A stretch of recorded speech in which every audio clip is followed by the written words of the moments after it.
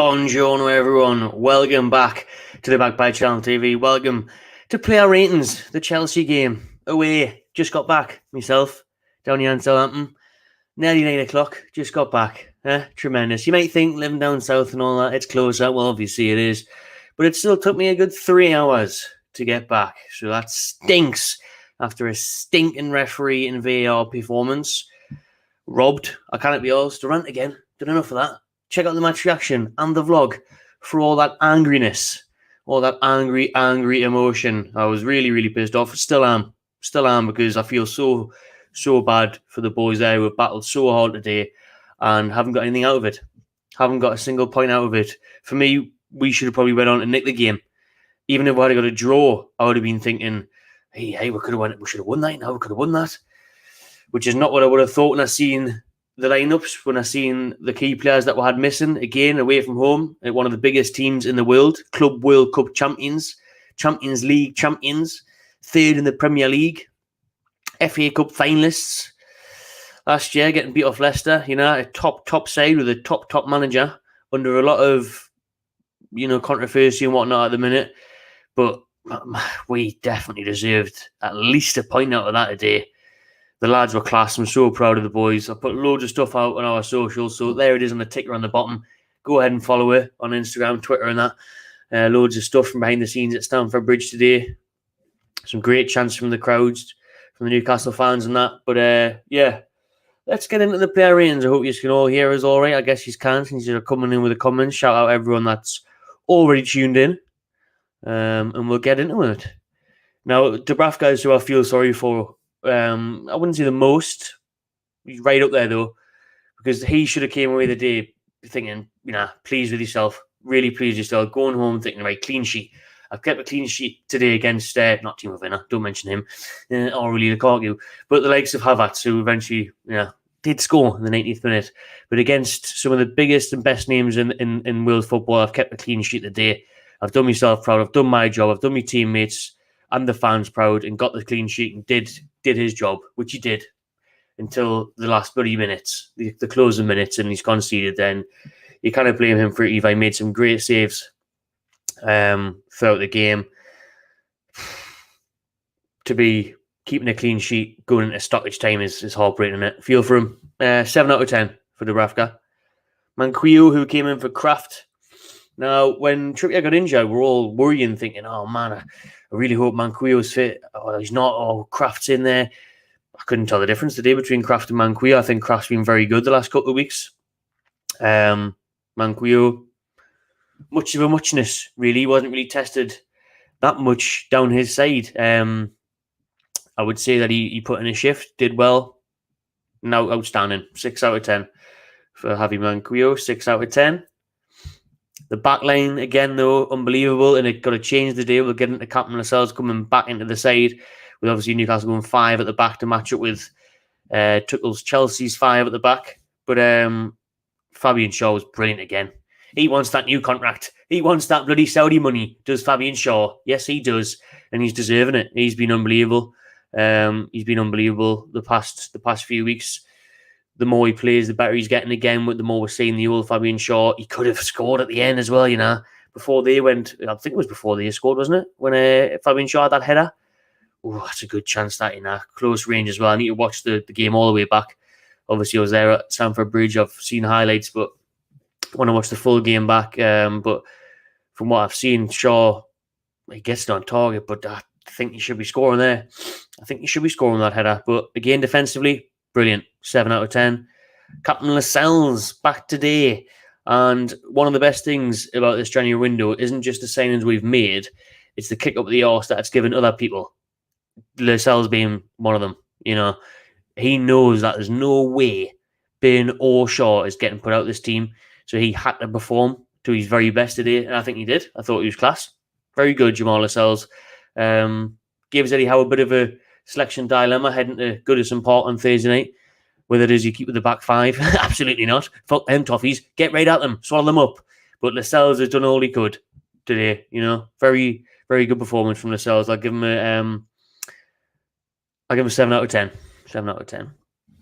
Big damn Byrne.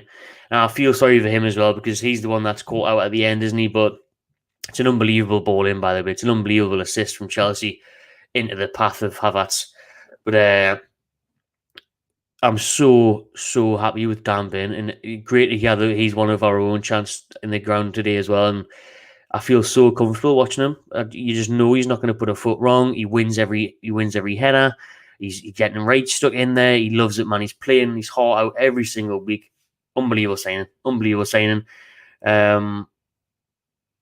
Some fantastic defending all round, not just the heading, but all round. The closing people down, getting close to your man, reading the game, everything. He was brilliant today. I'm going to give him an 8 out of 10. It would have been a 9 or a 10, obviously, with a clean sheet, but Dan Burn up there for man of the match, I would say. Let me know what you think for man of the match as well. Matty Target back in at left back. He's got a good left foot, hasn't he, Matty Target? He looks dangerous when he's getting forward as well. He's got a great cross on him. He was up and down that left-hand side quite a bit. He was steady as well, never really getting in behind. I think it would have been obviously a different story if he was coming up against the wing-backs of Chelsea, if they were fit the day, the likes of Reece James. And, but the players they had out there, that starting 11 with the Hakim Ziyech and that, didn't cause many problems, really, did they? Matty Target, very good performance again, solid as always, as he has been since signing for Newcastle. 8 out of 10 for Matty Target. Sean Longstaff came back on the side. Local Longstaff came back on the side. What I liked about him was his willingness to stand out. He always wanted the ball. He was trying to win the ball. He was getting stuck he was getting stuck in as well. He was getting right in the thick of it. A couple of late ones early on, probably a bit of rust, and then some very well timed ones towards the end of the first half and in the second half. Some big interceptions and going about his business quite well in the middle of the park. I thought Sean Longstaff really gave 110%. Everyone's messaging now, so I'll just turn the phone off, vibrate. Thank you. 7 out of 10. 7 out of 10 for Sean Longstaff. Bruno's second Premier League start in the matter of days, and he was fucking brilliant again, isn't he? Absolutely class, Bruno. We love him. I mean, different gravy again, Bruno. That bet on him one shot on target. I don't think that came in. I haven't checked it, but I can't remember him having one on target. But I remember him putting one wide. But he was very impressive again, Bruno. You wouldn't think it was only his second start in the Premier League. Adapting very well against one of the biggest and best sides in world football. So comfortable. He could easily walk in that Chelsea side. He really could. And that's saying something because Kante and that were very good today as well, as always. But Bruno, he's a special player. And I can't wait to see him develop in Newcastle. But today, I'm going to give him an 8 out of 10. Very, very, very, very impressed with Bruno yet again. Another South American, this time Paraguayan Miguel Almiron came in, and you cannot ever knock Miggy's work rate, constantly closing down, running around like an absolute lunatic, like he's just been let off his lead, bulldog on the run, and he's just everywhere, closing people down, putting his head down, sprinting away. Really puts in a shift, doesn't he? Really puts in a shift. And, he struck that volley, and for a second, I thought it was going to hit the back of the net, and that would have been absolute scenes if Almiron scored a goal like that, because he struggled for goals at his time at Newcastle. But again, for someone to come out of the cold and get chucked in against Chelsea away, very good, Miguel Almiron. Very good performance as well. He can have a 7 out of 10. Murphy, who is on a good run of games now, he's played quite a few in a row.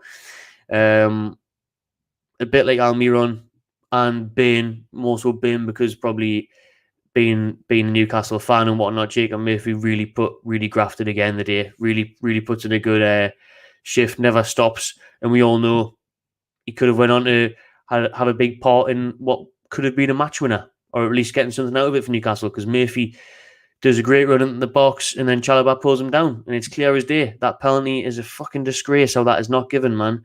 It's an absolute joke how it doesn't go to VAR. The officials, how they don't give it anyway, and then how VAR don't make them go check the monitor. I'm not getting into it again. It's getting late now.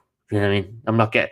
Check the review, check the watch along. But, we all know that decision is a disgrace, an absolute shambles, joke of officiating in the Premier League and VAR. Murphy, like I said, takes on his man, beats his man, looks to find someone else in the box, or maybe get a shot away. He put one wide earlier on as well in the first half, but second half, he should win a penalty.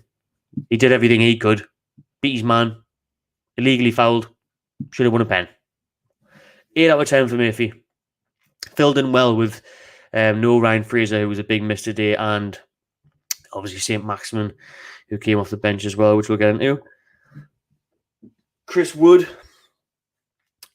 a couple of shit touches, a couple of poor touches when the ball was playing to his feet and he couldn't get it out, couldn't take control of it. But what he did do was make a nuisance. And I don't think the Chelsea defenders fancied that today. I don't think many people will fancy it when they see Chris Wood in the tunnel.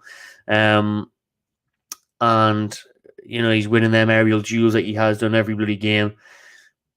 Scored against Southampton the other day, didn't get a chance today, didn't get one single chance. So you cannot blame a striker and say, Wood's not scoring many goals. It's not like he's getting many bloody chances, is it? You know what I mean? It's not like he's missing one-on-ones or he's missing sitters.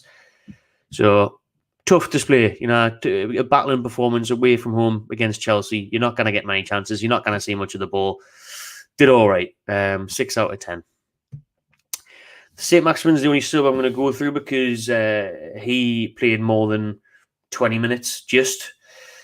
Gale and Fraser came on. I didn't even remember Fraser coming on, to be honest with you. But Gale came on in the 90th minute for Murphy and Fraser came on for Manquillo in the 90th minute. So, yeah, we'll go through St. Maximin because he came on in the 69th minute for Almiron. And apparently he's recovering from illness still. So it looks like it as well. Because, he got on the ball once or twice and he was just going the wrong way. Didn't have it up. Couldn't get it in his tracks. Couldn't get further up the field. Couldn't take people on. Hopefully that's just given him a good 15, 20 minutes to get his levels back up for Everton on Thursday night. I really hope St. Maximin's a bit more up to speed come Thursday night in that massive game. But tonight, no impact off the bench. 5 out of 10. Eddie Howe, who had a brilliant record at Stamford Bridge, won 3 of his 5 previous meetings there. Dehydration after that long day out. Eddie Howe nailed it again, didn't he? Switched it up today. Went 5 at the back to match Chelsea's. And we knew what it was. I think at half-time I checked the possession stats. We were on 30-odd%. Don't care. We were 0-0 against the World Cup champions and, Champions League champions and all that shit. So we're doing a great job. And as we know, if it wasn't for shit refereeing, we probably would have went on to win the game or at least get a draw. If we go 1-0 up, Chelsea, yeah, they might pull one back. I don't think we'll lose from 1-0. Not at all. So Eddie Howe's been very hard done by there to lose that great record that he had going at Stamford Bridge. And it is still good, 3-6 now, but you could see how upset he was at full time as well. Post-match interview, he was saying he does not understand how that has not been given as a penalty. He says he could maybe understand how it's not a red card, but it cannot not be a penalty. It must be a penalty, and he's right. And to switch it around the day, we needed to refresh players because of the amount of games we've had in recent weeks, and we've been keeping that team going because it's been constantly unbeaten in 9 games. Should have been 10 today, and we've got a huge game in 3-4 days' time away at Everton. So we had to change things around. We had to freshen things up. We did that. Changed formation, brought players in. Everyone battled. Everyone tried. So proud of the boys. Howe did a great job again from the touchline with the tactics, with the formation. 8 out of 10. Would have been more if we had got something, obviously, but he did everything he could have. If fucking VAR and the refs could do the job, would have been bigger. Right then, that'll do. I'll go through a few of your comments before we leave. Because I need to go to bed, me, 9 o'clock, I'm going to go to bed, me, Monday morning, the morning, Feels weird being a Sunday, actually. Colin, shout out Colin. Remember for a long time now. 9 for Howe. He'll say as he's feeling confident of the Everton game. Absolutely. Didn't they get beat again today? Everton, I think, got beat again today, so they're in the mud, Referee shocking, fucking minus 407 for the ref. Useless bastard. Coot. Not going to repeat what I said in the reaction. I was very angry. I think you could guess what comes close to Coot. Shouldn't referee in the Premier League again, though, should he? Shouldn't referee in the Premier League again. That's also wrong.